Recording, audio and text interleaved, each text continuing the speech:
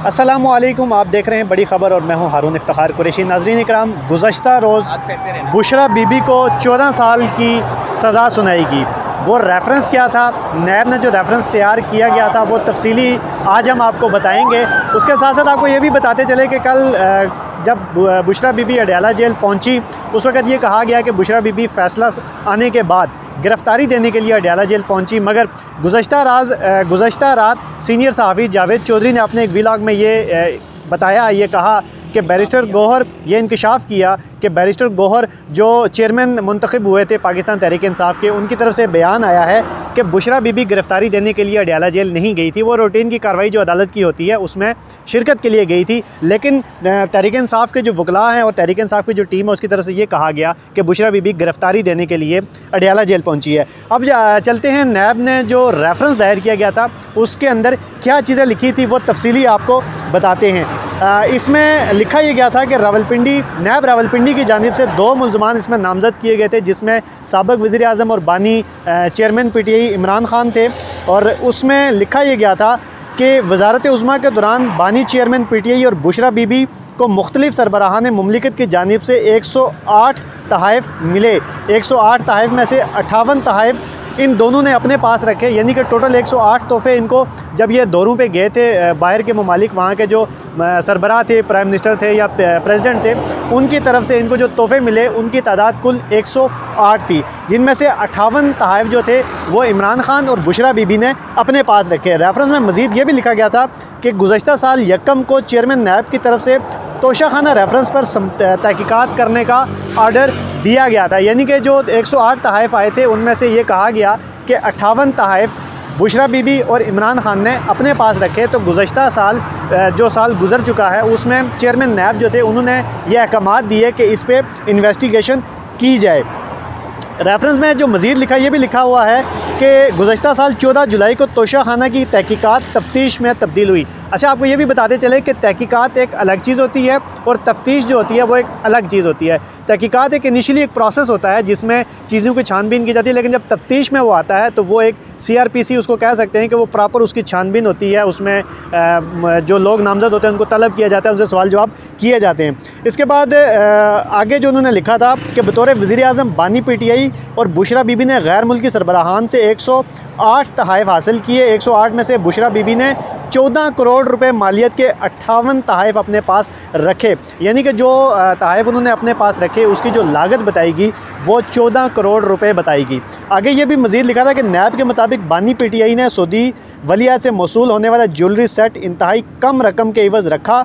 तोशाखाना कवानीन के मुताबिक तमाम तहाइफ़ तोशाखाना में रिपोर्ट करने लाजिम है। इसमें कहा यह गया था कि सऊदी वलीअहद शहज़ादा मोहम्मद बिन सलमान की तरफ से इमरान खान को बतौर वज़ीर आज़म पाकिस्तान एक ज्वेलरी सेट तोहफ़े में दिया गया था, जिसको पाकिस्तान का जो कौमी ख़जाना है, जो तोशाखाना है, वहाँ पे जमा करवाना लाजिम था, लेकिन इमरान खान ने वो वहाँ पे जमा नहीं करवाया, वो उन्होंने अपने पास रख लिया। इसके आगे मज़ीद जो रेफरेंस उसमें यह भी लिखा था कि नैब हुकाम ने रेफरेंस में बताया कि दौरान तफ्तीश मालूम हुआ बुशरा बीबी का सऊदी वलीअहद से ज्वेलरी सेट तोहफ़े में मिला।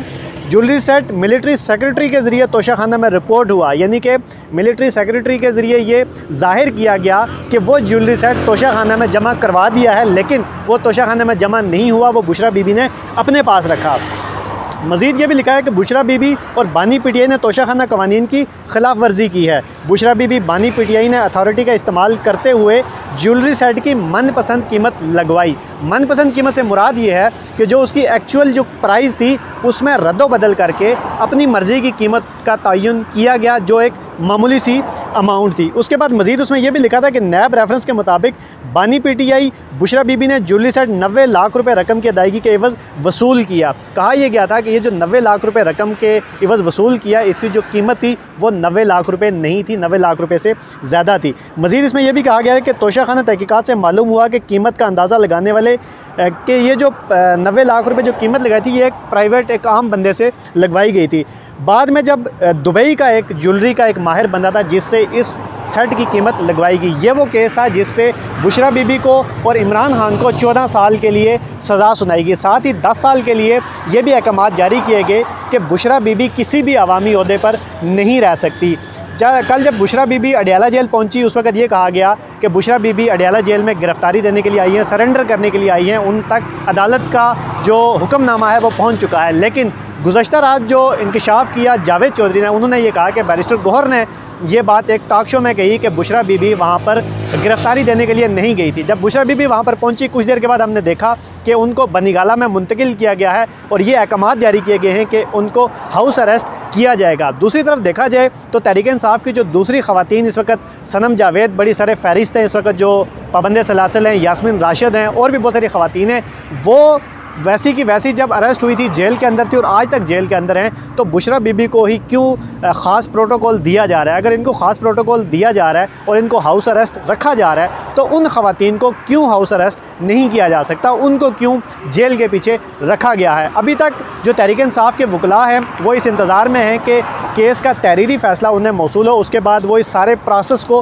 हाई कोर्ट में चैलेंज करेंगे। जब तक तहरीरी हुक्मनामा, तहरीरी फ़ैसला वकला को नहीं मिलता जो इमरान खान और बुशरा बीबी को सज़ा हुई है, तब तक वो किसी दूसरी अदालत में उस फ़ैसले को चैलेंज नहीं कर सकते। ज़राए के मुताबिक हमारे ज़राए ने जब तहरीक इंसाफ के वकला से बात की, उन्होंने यही कहा कि हम जो प्रोसेस था इस प्रोसेस को हम हाई कोर्ट में चैलेंज करेंगे, लेकिन उसके लिए ज़रूरी ये है कि सबसे पहले हमें तहरीरी तौर पे जो हुक्मनामा है, जो फ़ैसला है अदालत का, वो मिले। अब देखना ये है कि आने वाले वक्त में क्या ये हाउस अरेस्ट ऐसे ही चलता रहेगा? क्या तहरीक इंसाफ की जो दूसरी ख़वातीन इस वक्त पाबंद सलासल हैं उनकी सज़ा में भी कोई रद्दो-बदल होगा, उनके लिए भी कोई हालात बेहतर होंगे, या वो वैसे ही पाबंद सलासल रहेंगी और बुशरा बीबी बनीगाला में अपने घर में रहेंगी? आज के प्रोग्राम में इतना ही। मज़ीद ख़बरों और अपडेट्स के लिए देखते रहिए बड़ी खबर।